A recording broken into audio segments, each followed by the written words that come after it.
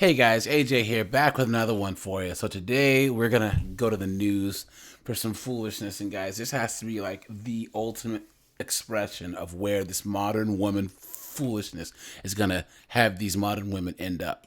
Okay, like this is the final form of a modern woman right here.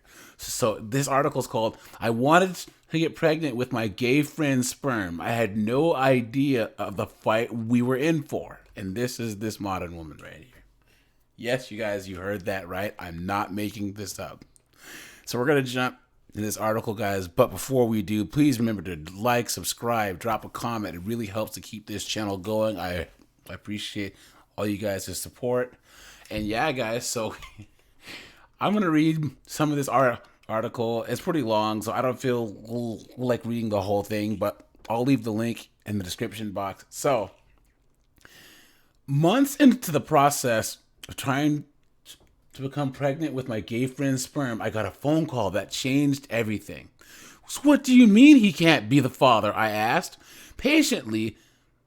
So the nurse had explained it all again. How initially my fertility clinic had supported my desire to use a known sperm donor, a close friend who had agreed to help me achieve my dream of becoming a mother, though now it seemed that they could not. These last blood tests didn't come out as we had expected. So, guys, this is a modern woman. She's saying single, and she's admitting that her dream is motherhood, right? Now, you notice she's single, okay? This came as a shock. By then, I'd already paid thousands of dollars to have my eggs removed and frozen because, of course, they want to freeze their eggs, right?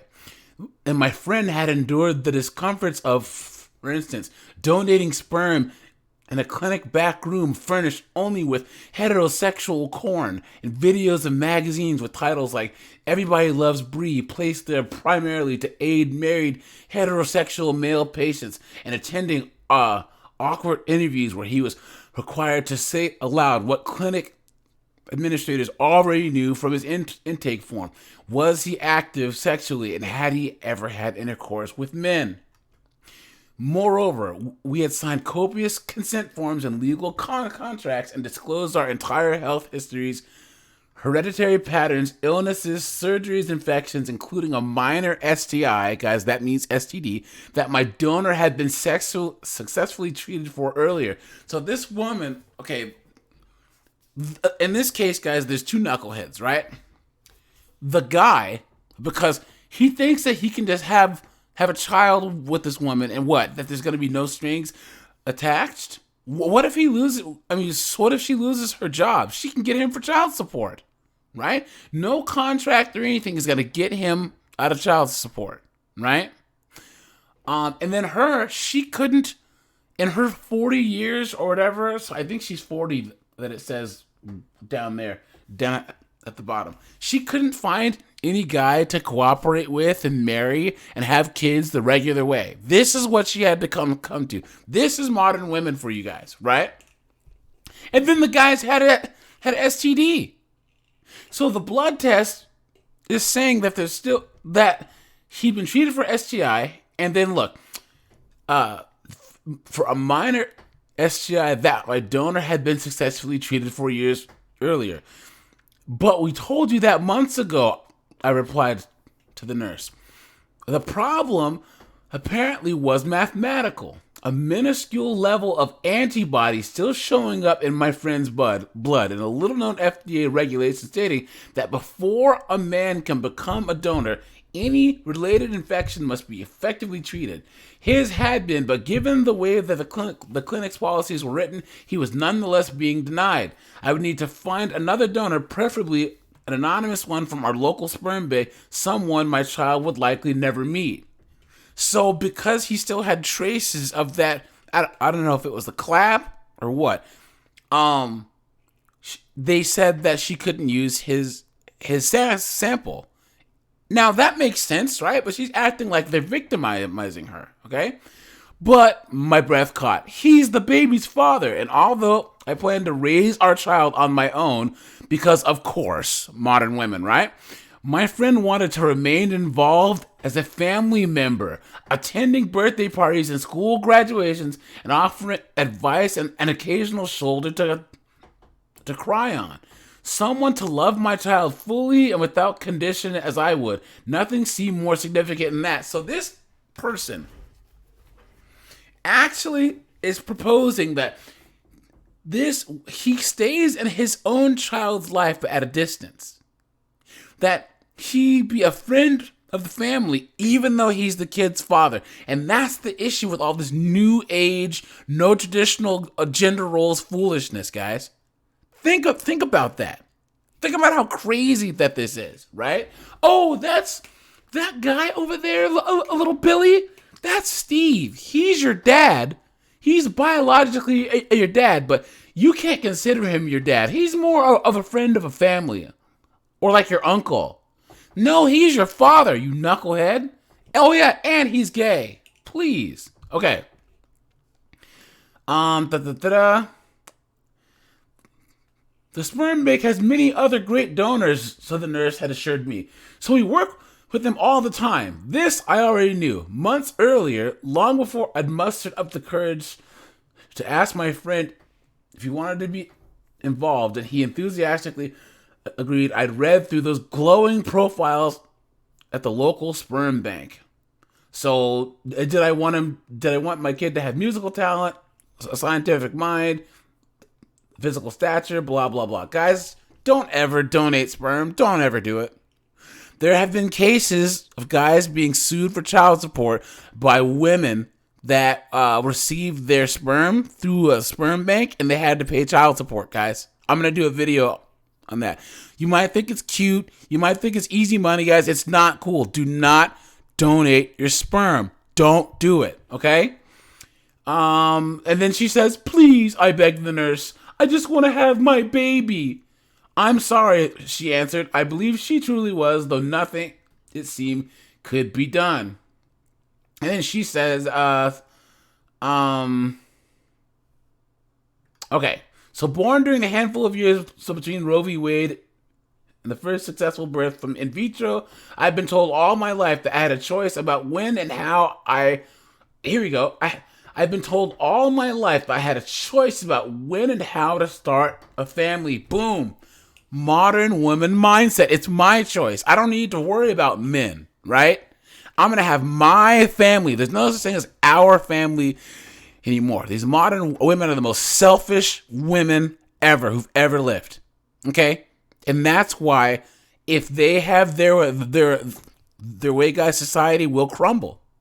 Because your mother, your grandmother's grandmother, they were selfless, not selfish. And these new women are selfish. Me, my kids, my happiness, my this. Whereas men, we have to think about everyone but ourselves.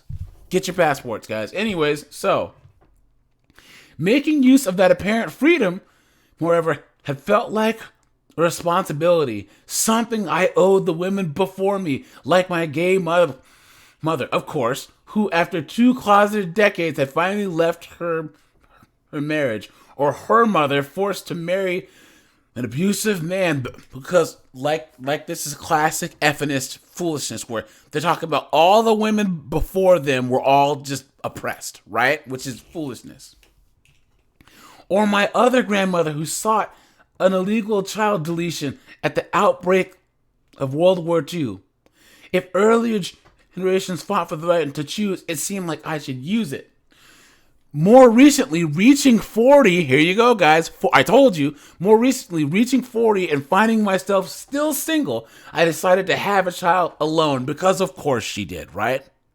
It doesn't matter to this woman that statistically a woman raising a child on her own is statistically more likely to have her child be in jail, be a junkie, drop out of school, be poor. Oh, but she doesn't care. Oh, no. This is my kid, and I'm going to do what I want to do, right?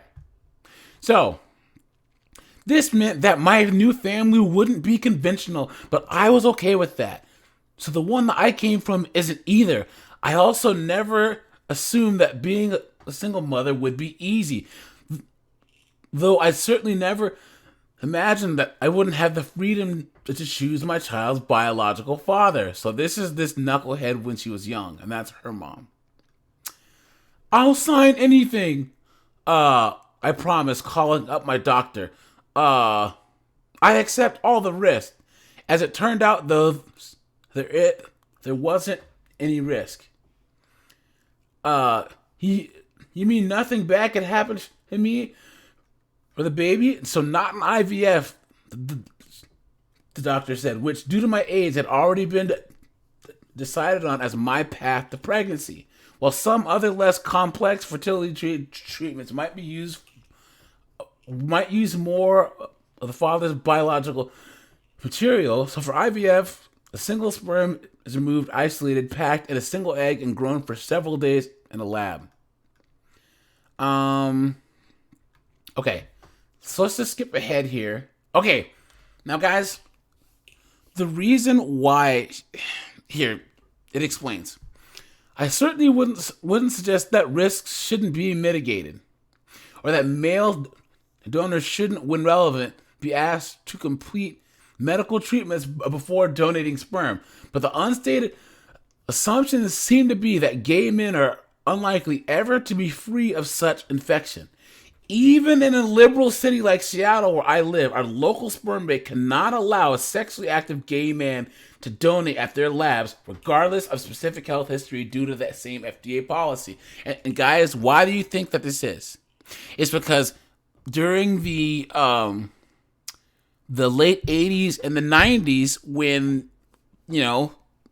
HIV was a thing, they had to monitor blood transfusions and all of that to stop it from spreading, right? So they still have these rules in place where if a guy is gay and he wants to give any type of fluids, they have to regulate it, or they have to kind of keep it under wraps. And that's what she's dealing with here, right?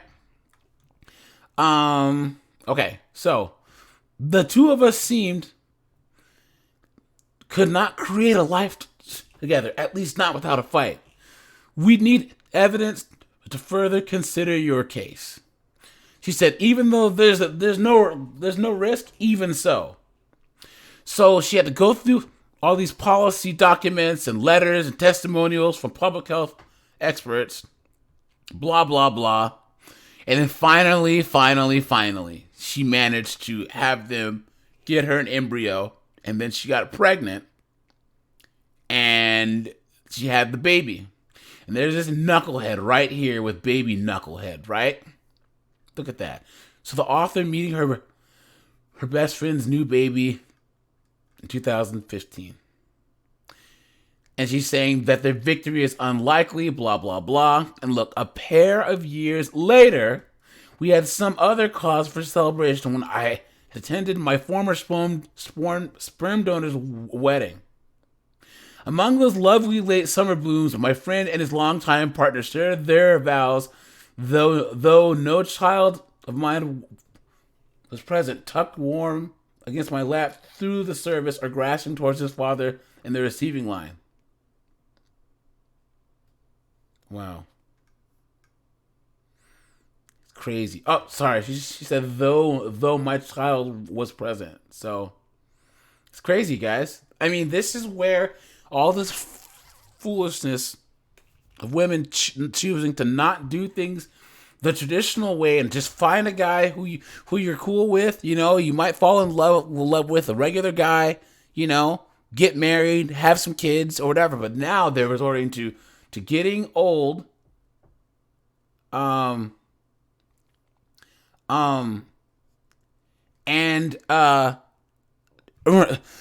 relying on their gay friends to give them sperm. It's absolutely insane. So, all right, you guys, let me know what you think of this. I mean, do you think that this is where more of these women are going to be? Since they're waiting for so long to try and have kids and then use IVF, and then only some knuckleheaded white knight would be willing to donate his sperm? Because that's where I think that this is all going. All right, you guys, this is AJ. I appreciate you guys. I'm out of here.